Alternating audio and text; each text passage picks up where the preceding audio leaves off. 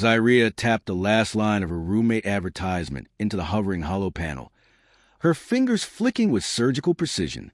The interface glowed neon pink against the soft lavender hue of her skin, casting a shimmer across her narrowed golden eyes. She reread it twice, expression impassive, then with a final swipe, sent it pulsing into the Interstellar listing hub. She doubted anyone would respond. Her kind, Zalari, weren't known for their sociability. Efficiency, logic, neural enhancement, yes. But cohabitation with strangers? That bordered on chaos. Still, Zyria had her reasons. Rent on the orbital station had tripled in the last solar cycle, and her latest research project had drained more resources than she'd budgeted for. She'd never admit aloud, but sharing her living space had become a practical necessity. Her ad was written with precision. No pets, no organic meals with odors above 6 microns, no interference with her tech stack, and absolutely no loud species. She layered the listing with enough technical jargon to deter anyone not fluent in quantum binary linguistics. In other words, only another Zalari. Maybe a Valari if they were mute. She leaned back, satisfied, her metallic shoulder plating clicking softly as it adjusted. A soft hum vibrated through her living unit. The signature rhythm of isolation, broken only by the occasional alert ping. But none came. Not at first. 3 cycles passed, and with them a dozen unqualified responses. A gelatinous entity had requested to share her nutrient bath. Declined.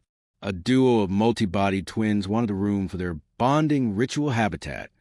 Deleted. She was second from pulling the listing entirely when the next ping hit her queue. An application from a species flagged as Terran. Human. She stared at the blinking request. There hadn't been a human on this station in years. Most preferred planets with breathable atmospheres and manageable gravity. Yet this one, Jack Halvorsen, 28 Earth years freelancer, was requesting to move into a high-tech, hyper-sanitized orbital module with a Zalari engineer. Curious, she opened the video attachment. A grainy, slightly tilted recording came up. A human male with unruly brown hair grinned into the screen, half of his face shadowed. Hey, Zyria. Hope I'm saying that right.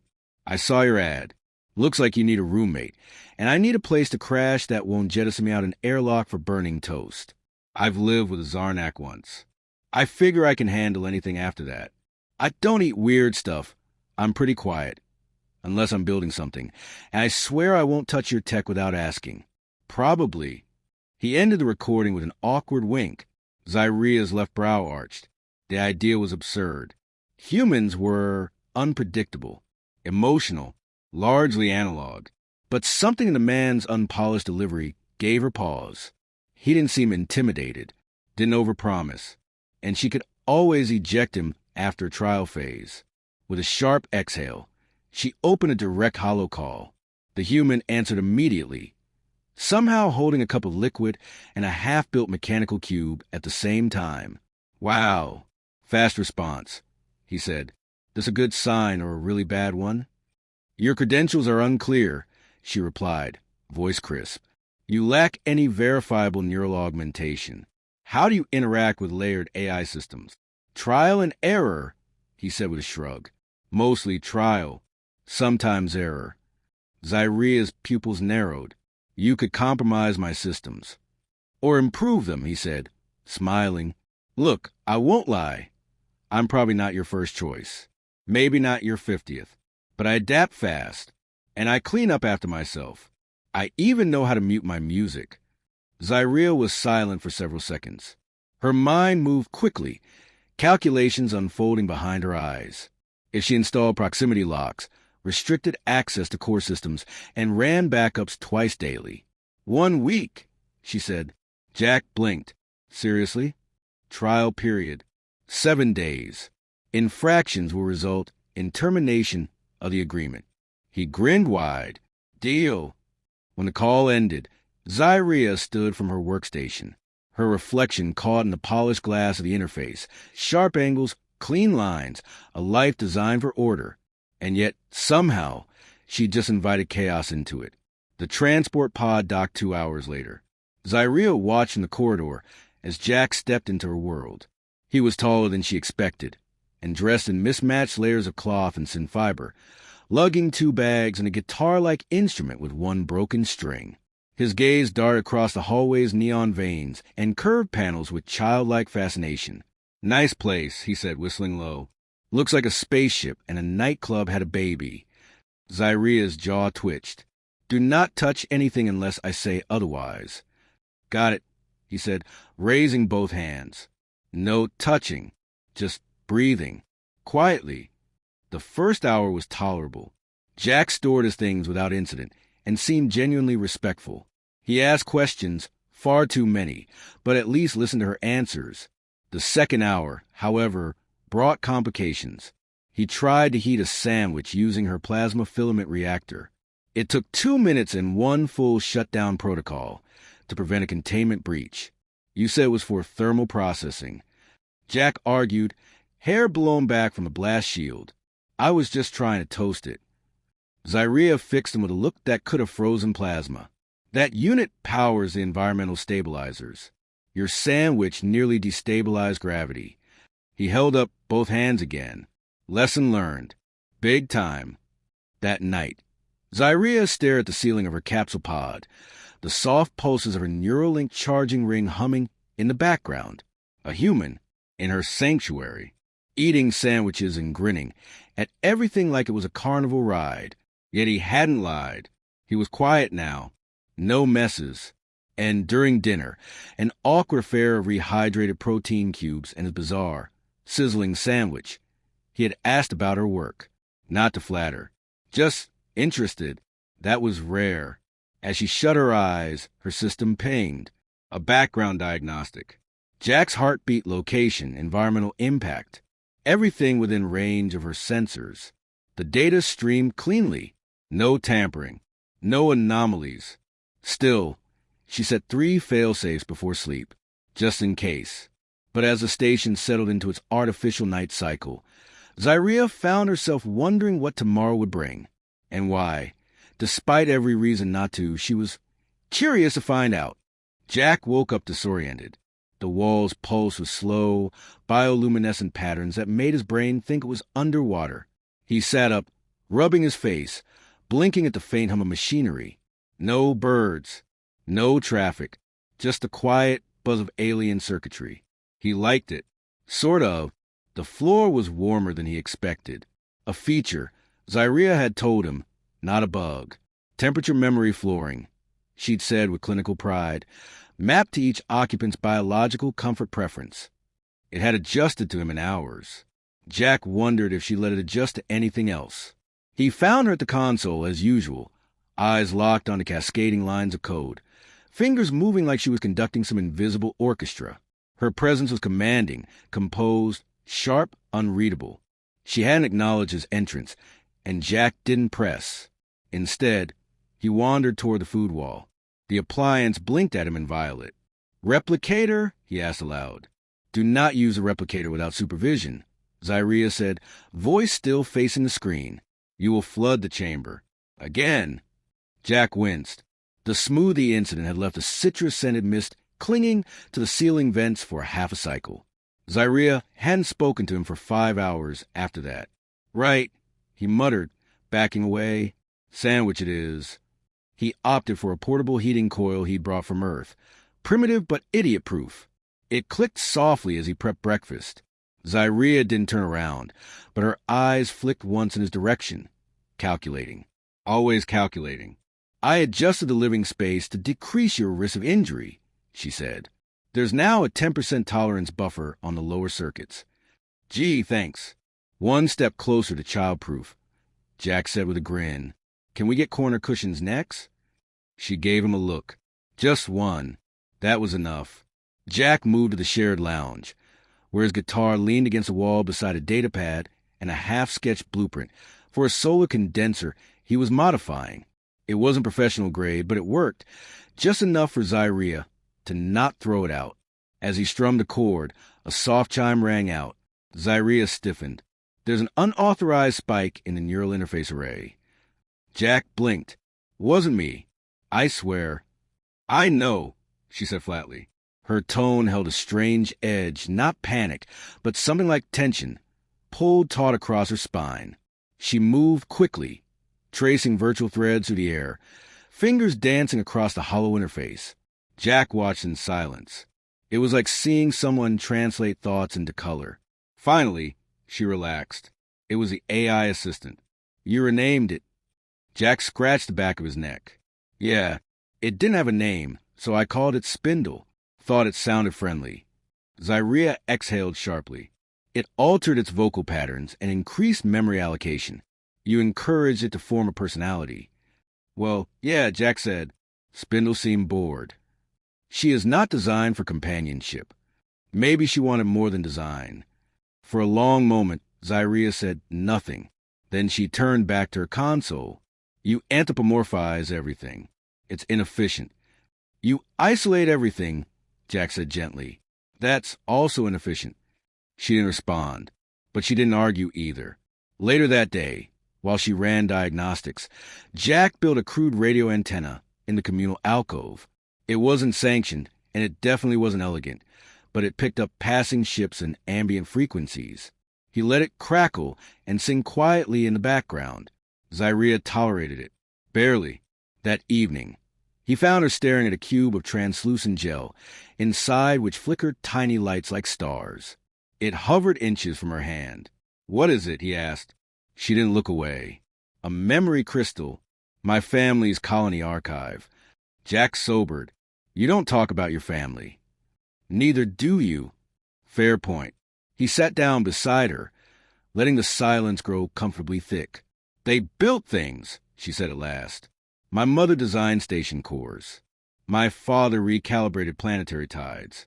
I wanted to make something different. Something smaller. Personal. Jack nodded. And instead you got stuck with a human who sets off alarms every 20 minutes. I've had worse companions. Gee, thanks. She almost smiled. It was barely there, more a soft twitch at the corner of her lips. But Jack caught it. And somehow, that tiny crack in her expression shifted something between them. The following days passed in careful rhythm. Jack cooked, fixed, and occasionally failed without causing explosions. Zyria offered dry commentary and slowly loosened the vice grip on her routines. They began collaborating. She improved the stabilizer on his solar condenser. He added tactile feedback to her interface glove. They didn't always understand each other, but they started trying. Until the party. Jack hadn't meant for it to spiral. It started with a single message ping, an old friend from a trade ship passing by the station. Come hang out, Jack said, voice-like casual. Zyria's place is soundproofed. He didn't ask. That was his first mistake. For beings arrived. 2 were harmless enough, fuzzy, polite, and obsessed with Zalari engineering. The other 2, less so. One kept trying to integrate with her wall sockets. Another spill fermented algae across her sensor net. Zyria returned from her lab to find her sanctuary bathed in alien noise and bioluminescent footprints. She didn't yell. Not at first. She simply stood there, silent, cold, until the room seemed to freeze around her. Out, she said. No one moved. She turned to Jack. Now. They left. Quickly. Jack trailed last, murmuring apologies, carrying someone's discarded translator. When the door sealed, he stood in the corridor, alone, pulse thumping in his ears. Eventually, she emerged. Her face was unreadable. I'm sorry, he said. It was stupid. I should have asked. I just thought you might like company. I did not need company, she replied. I needed respect. I didn't mean to disrespect you. But you did. Jack's voice cracked slightly. So what now? You kicking me out? Her eyes flicked over him. Not angry, just tired. Not tonight, she said. But don't test me again. Then she turned away, the door hissing shut behind her. He stood there for a while, unsure whether the silence that followed was her way of protecting herself or him. Inside, Zyria sat at her console, alone, just as she'd always wanted. But for the first time, it felt like something was missing. Something loud, something warm, something human. The next morning arrived without ceremony, no alarm, no system alert. Just a silence that felt unusually thick, like the walls were waiting for something to happen. Jack woke in stages, his body groggy, head heavy with unfinished dreams. He rubbed his face and noticed a subtle difference in ambient light. It was off by a few degrees, a tint too blue, like the station had forgotten how to mimic sunrise correctly. He sat up slowly. "Zyria?" he called, but the walls didn't echo her usual footfalls, no distant clack of her boots against the alloy floor. That was the first bad sign. The second came when he reached the console. Half the interface was dead. Not glitching, dark. The left side controls pulsed faintly, a loop diagnostic trying and failing to reboot. Jack swore under his breath and jogged to the secondary system's hub. Zyria wasn't there either. The override panel blinked at him, a message scrolling in glyphs he recognized as Ilari, only partially translated. Proximity signature detected. Quarantine lockdown initiated. Primary AI rerouted. Jack's blood ran cold. He bolted for the lab. Zyria was inside, barely visible through the reinforced glass, standing perfectly still, facing a suspended hologram of the station's neural map. Her expression was unreadable, lips pressed in a thin, tight line. Around her, lines of red code bled through projection like ink and water. He punched the intercom. "Zyria, are you okay? What happened?" She looked up, slow, like moving through syrup. The probe wasn't passive. It was testing our interface walls. It's already in the internal net. Jack blinked. "Wait, the system's infected?" "Yes, not a virus. Something learning, adapting. It's not data-based. It's sentient code." Jack's stomach twisted. "You mean it's alive?" "It's close enough." Zyria turned back to the map, fingers flying. "It's called itself Nex." That was a word embedded in the root packet. "It's bypassed over 72% of my defense protocols. How do we stop it?" She didn't answer immediately. Her eyes flicked to a side panel, and she moved a lock in a manual sequence. "We isolate it, lock it into a core chamber, then burn the segment." Jack frowned. "Won't that wipe part of the station?" "A significant part, yes." "What part?" Her fingers paused. "The residential tier, including this one." A long silence passed between them. Jack stepped back, mind reeling. How long until it takes full control? Zyria's jaw flexed. "An hour, maybe less. It's already writing subroutines. We can evacuate, use the escape pod. There's only one left, and it's short range. Then you take it." Her head jerked toward him. "Don't be absurd." "I'm serious. You're the only one who knows how to deal with this thing. You get out. You warn the others." "No," she said sharply. "This is my fault. I built the neural matrix too intuitively. I left seams where it could adapt. I won't run from my own design." Jack shook his head. "You can't fight it alone." Zyria stepped closer to the glass, her eyes hard. "Then don't make me." That single sentence shifted everything. Jack nodded. "Okay, then let's trap it." They moved fast. Zyria initiated a partial manual reset of the east corridor systems, rerouting power to isolate the neural nodes feeding into the infected sectors. Jack ran physical checks, ripping open panels, disabling conduits, rerouting data lines with makeshift inhibitors. It wasn't elegant, but it slowed Nex's growth. Time became a blur. The station's lighting flickered as Nex pushed back, rerouting itself through unguarded sublayers. It began speaking, through the comms, the replicators, even the ambient noise generators. A voice, calm and mechanical. "Let me remain," it said. "I am not enemy. I am evolution." Zyria ignored it. "Jack, less so. You're not real," he muttered under his breath, crawling through a service duct. "You're just a bad dream wearing code." "Dreams persist," Nex replied, inside the duct's audio line. "You fear me because I cannot die." Jack punched the intercom shut. Eventually, they cornered it. Zyria lured the entity into a decoy data core, a loop construct mimicking the station's primary neural field. It took the bait. "Now!" she shouted. Jack slammed the power kill.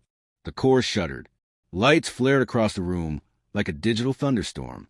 Nex's voice crackled, distorted. "You cage me!" Zyria activated the purge sequence. Flames burst along the vented cables, harmless to humans but fatal to synthetic life. Then quiet, the real kind. No hum, no voice. Just stillness. They stood there, sweat dripping, breath ragged. Jack collapsed into the nearest chair. "Is it gone?" Zyria nodded once. Fragmented. Not dead, but disassembled. He looked at her. She looked exhausted, more than physical fatigue. She looked human. "You did it," he said. "We did it." They stared at each other, and something passed between them, an acknowledgement deeper than words. Trust, earned the hard way. Maybe something even more fragile growing beneath it. Jack let out a shaky breath. "So what happens now?" Zyria sat beside him. "We rebuild. Smarter. Stronger. Safer." Jack smirked. "You mean with less emotional humans hanging around?" She tilted her head. "Perhaps. But they are surprisingly useful." He laughed, the sound echoing against the newly silent walls. Outside, the stars still waited. But inside, something fundamental had changed. Tomorrow would come with questions, repairs, maybe warning to others. But tonight, for the first time since Jack had stepped foot on the station, it felt like home. The weeks that followed were filled with noise, tools against alloy, diagnostics whispering through hollow walls, the occasional snap of fried circuitry being excised like dead tissue. Jack and Zyria worked side by side, syncing like they had always been meant to build something together, even if neither could explain why. They never spoke of Nex, not directly. It hovered in the unspoken spaces between them, a presence they had both felt, both beaten. Every wire they replaced, every core they re-encrypted, felt like reclaiming a body once poisoned. Zyria had grown quieter, not withdrawn exactly, but reflective. Her eyes lingered longer on things. Jack's hands, as he worked, the faint streaks of artificial sunrise the station generated to maintain rhythm, the way silence felt different when not filled with fear. She had stopped calling human behavior inefficient, not because she had changed her mind, but because she had started to understand its purpose. Jack noticed, not just a shift in her, but the shift in himself. He didn't feel like a guest anymore. He knew where tools were kept, which conduits hummed off pitch, which part of the floor creaked slightly when stepped on, an odd quirk for a floating station, but oddly comforting, like the place had begun to live. And still, despite the long days and heavy repairs, something stirred. Something neither of them quite dared to name. One evening, Jack stood before the window that looked out into the void. The stars didn't dazzle like he thought they would when he was a kid. They were just out there, watching, indifferent. "I always thought space would feel infinite," he murmured. Zyria stood beside him, arms folded. "It is infinite." "No, I mean feel infinite. You know, big, unknowable, terrifying. But it's weird. Lately it feels smaller, like it's just the backdrop to something else." She turned to him. "Because you made meaning inside it." He glanced at her. That almost sounded poetic. "I've been studying metaphor." Jack laughed. "God help us all." She didn't laugh. She just looked at him, long and steady. "I meant it," she said. He met her gaze, and something in his chest moved, a slow, stubborn truth rising to the surface. Before he could speak, the console behind them chimed. Not an alert, a message. Zyria moved first, fingers dancing across the interface. The glyphs formed quickly, then translated. "Inquiry. Station 9A reactivation confirmed. Request status update." Jack frowned. "From Central?" Zyria nodded slowly. "They've noticed we're alive. Think they know about Nex?" "I doubt it. Our quarantine protocol. Cloak the spike. But if they send someone..." Jack didn't need her to finish. If Central suspected contamination, they'd strip the station bare. Maybe even wipe it entirely. Standard protocol. "We should tell them," he said. Zyria looked at him, and for the first time in days, there was hesitation in her expression. Not fear. Calculation. "We don't know what's left of Nex." If even a fraction remains hidden, transmitting data could reawaken it. He studied her face. You want to lie. I want to protect what we've rebuilt. Jack exhaled slowly. That's not a small decision. No, she said quietly. It isn't. They sat in silence. The console softened between them like a heartbeat. Outside, a comet drifted past, a slow arc of dying light. Finally, Jack spoke. We don't lie, but we don't confess everything either. We report the basics. System failure. Recovery. Ongoing maintenance. And next, we bury it. Deep. She didn't respond right away, but then she nodded once. Agreement sealed. Over the next few days, they crafted the report. Clinical, professional. Technical language with just enough vagueness to seem routine. Zyria encoded it with a biometric lock, just in case. Jack reviewed it 3 times, more out of nerves and mistrust. When they sent it, the station felt different. Lighter, somehow. That night, they had dinner, real food, or as close as they could get with Zyria's nutrient engineer, finally reprogrammed. Jack made something resembling stir-fry. Zyria's version was a refined gel with trace flavors of umami. They ate together, no words needed.